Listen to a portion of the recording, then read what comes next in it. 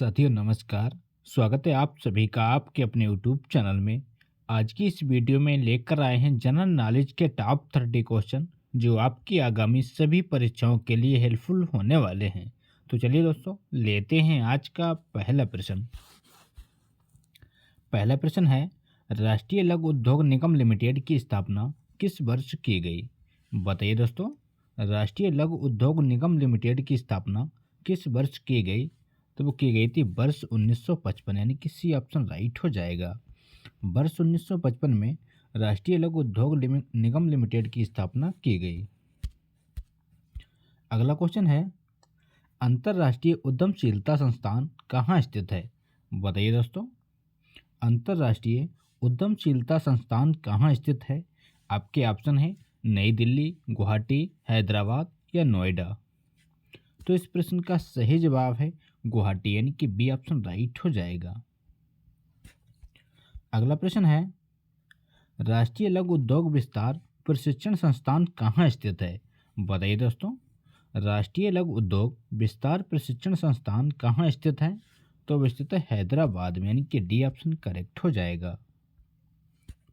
अगला प्रश्न है, कोलकाता में महाकाली पाठशाला की संस्थापिका कौन थी? बताइए दोस्तों, कोलकाता में महाकाली पाठशाला की संस्थापिका कौन थी? तो वो थी संत माताजी महारानी तपस्विनी, यानी कि ए ऑप्शन राइट हो जाएगा। अगला क्वेश्चन है, लघु उद्योग की समस्या का समाधान करने के लिए आबिद हुसैन समिति की स्थापना किस वर्ष की गई? बताइए दोस्तों, इम्पोर्टेंट क्वेश्चन है। लघु उद्योगों की समस्या का समाधान करने के लिए आबिद हुसैन समिति की स्थापना किस वर्ष की गई? तो वो की गई थी वर्ष 1995, यानी कि सी ऑप्शन करेक्ट हो जाएगा। वर्ष 1995 में लघु उद्योग की समस्या का समाधान करने के लिए आबिद हुसैन समिति की स्थापना की गई। अगला क्वेश्चन है, किस समिति ने नेशनल कंपनी लॉ ट्रिब्यूनल स्थापित करने हेतु सिफारिश दी थी? बताइए दोस्तों, किस समिति ने नेशनल कंपनी लॉ ट्रिब्यूनल स्थापित करने हेतु सिफारिश दी थी? तो वो दी थी बी बालकृष्ण इराडी समिति, यानी कि बी ऑप्शन राइट हो जाएगा। अगला क्वेश्चन है, निम्न में कौन समिति औद्योगिक ऋणग्रहणता से संबंधित नहीं है? बताइए दोस्तों, कौन सी समिति औद्योगिक ऋणग्रहणता से संबंधित नहीं है? तो वो है मीरा सेठ समिति, यानी कि ए ऑप्शन राइट हो जाएगा। अगला क्वेश्चन है, भारत में 8 कोर सेक्टर में किसे शामिल नहीं किया गया? बताइए दोस्तों, भारत में 8 कोर सेक्टर में किसे शामिल नहीं किया गया है? तो वो किया गया रसायन को, यानी कि डी ऑप्शन राइट हो जाएगा। रसायन को 8 कोर सेक्टर में शामिल नहीं किया गया। अगला प्रश्न है, 8 मूल उद्योगों के सूचकांक में निम्नलिखित में से किसको सर्वाधिक महत्व दिया गया? बताइए फ्रेंड्स, 8 मूल उद्योगों के सूचकांक में निम्न में से किसको सर्वाधिक महत्व दिया गया? तो वो सर्वाधिक महत्व दिया गया विद्युत उत्पादन को, यानी कि बी ऑप्शन करेक्ट हो जाएगा। अगला प्रश्न है, औद्योगिक उत्पादन सूचकांक का आकलन किस आधार पर किया जाता है? बताइए दोस्तों, औद्योगिक उत्पादन सूचकांक का आकलन किस आधार पर किया जाता है? तो वो किया जाता है मासिक आधार पर, यानी कि डी ऑप्शन राइट हो जाएगा। अगला प्रश्न है, भारत के औद्योगिक उत्पादन सूचकांक में कौन सी गतिविधि सम्मिलित नहीं है? बताइए दोस्तों, भारत के औद्योगिक उत्पादन सूचकांक में कौन सी गतिविधि सम्मिलित नहीं है? तो वह निर्माण, यानी कि डी ऑप्शन राइट हो जाएगा। अगला प्रश्न है, सूक्ष्म लघु एवं मध्यम उद्योग संगठन की स्थापना किस वर्ष की गई? बताइए दोस्तों, इम्पोर्टेंट प्रश्न है। सूक्ष्म लघु एवं मध्यम उद्योग संगठन की स्थापना किस वर्ष की गई? तो वो की गई थी वर्ष 1954, यानी कि बी ऑप्शन राइट हो जाएगा। वर्ष 1954 में सूक्ष्म लघु एवं मध्यम उद्योग संगठन की स्थापना की गई। अगला प्रश्न है, लघु उद्योग के लिए संयंत्र एवं मशीनरी में निवेश की ऊपरी उच्चतम सीमा वर्तमान में कितनी निर्धारित की गई? बताइए फ्रेंड्स, तो वो की गई है 1 करोड़, यानी कि डी ऑप्शन राइट हो जाएगा। अगला प्रश्न है, लघु उद्योगों के लिए उच्चतम वित्त निकाय कौन सा है? बताइए दोस्तों, लघु उद्योगों के लिए उच्चतम वित्त निकाय कौन सा है? तो वो है सिडबी, यानी कि बी ऑप्शन राइट हो जाएगा। लघु उद्योगों के लिए उच्चतम वित्त निकाय सिडबी है, याद रखिएगा। अगला क्वेश्चन है, औद्योगिक श्रम किस सूची का विषय है? बताइए दोस्तों, औद्योगिक श्रम किस सूची का विषय है? आपके ऑप्शन है राज्य सूची, ऑप्शन बी संघ सूची, ऑप्शन सी समवर्ती सूची, ऑप्शन डी किसी भी सूची का नहीं। तो इस क्वेश्चन का राइट आंसर है समवर्ती सूची, यानी कि सी ऑप्शन राइट हो जाएगा। औद्योगिक श्रम समवर्ती सूची का विषय है। अगला क्वेश्चन है, प्रथम राष्ट्रीय श्रम आयोग का गठन किस वर्ष किया गया? बताइए दोस्तों, प्रथम राष्ट्रीय श्रम आयोग का गठन किस वर्ष किया गया? तो वो किया गया था वर्ष 1966, यानी कि बी ऑप्शन राइट हो जाएगा। वर्ष 1966 में प्रथम राष्ट्रीय श्रम आयोग का गठन किया गया। अगला प्रश्न है, सार्वजनिक अथवा निजी क्षेत्र में किसी उद्यम के वर्गीकरण का क्या आधार है? बताइए दोस्तों, सार्वजनिक अथवा निजी क्षेत्र में किसी उद्यम के वर्गीकरण का आधार क्या है? तो वो है उद्यम की परिसंपत्तियों का स्वामित्व, यानी कि बी ऑप्शन राइट हो जाएगा। अगला क्वेश्चन है, गदर पत्र का प्रथम अंक निम्नलिखित में से किस भाषा में प्रकाशित हुआ? बताइए फ्रेंड्स, गदर पत्र का प्रथम अंक निम्नलिखित में से किस भाषा में प्रकाशित हुआ? तो प्रकाशित हुआ था उर्दू, यानी कि ए ऑप्शन करेक्ट हो जाएगा। अगला क्वेश्चन है, गदर पार्टी का पत्र गदर था। बताइए दोस्तों, गदर पार्टी का पत्र गदर क्या था?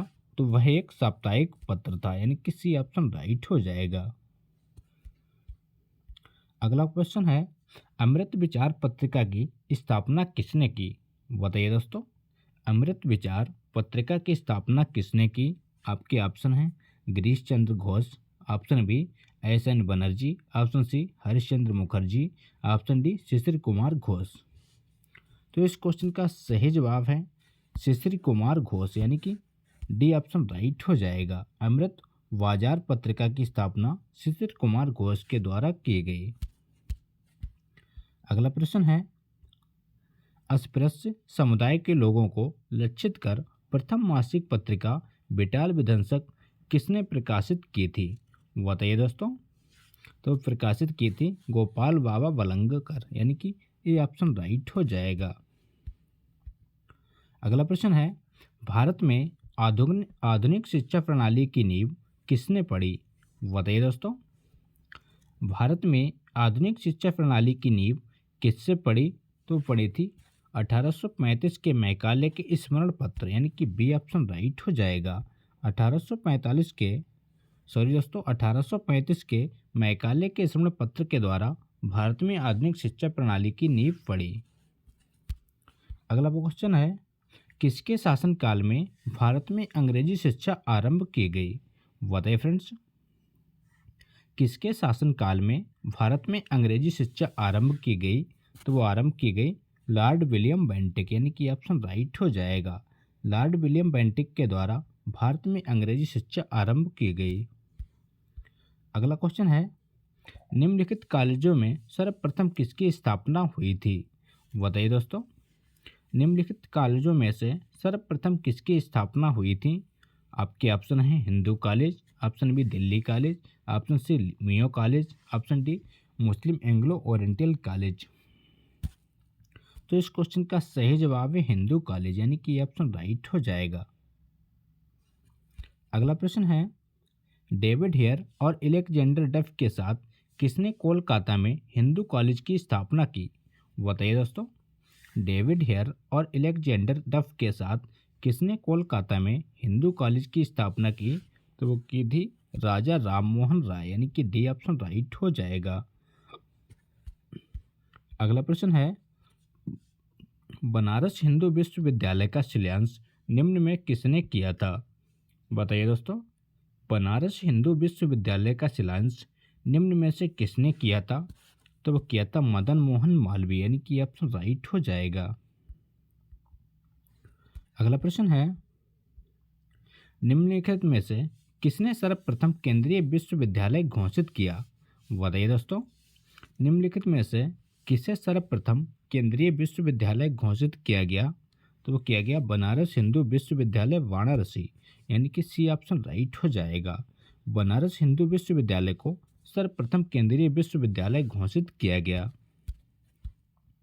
अगला क्वेश्चन है, बनारस हिंदू विश्वविद्यालय किस वर्ष स्थापित किया गया? बताइए दोस्तों, बनारस हिंदू विश्वविद्यालय किस वर्ष स्थापित किया गया? तो वो स्थापित किया गया था वर्ष 1916, यानी कि सी ऑप्शन राइट हो जाएगा। वर्ष 1916 में बनारस हिंदू विश्वविद्यालय की स्थापना की गई।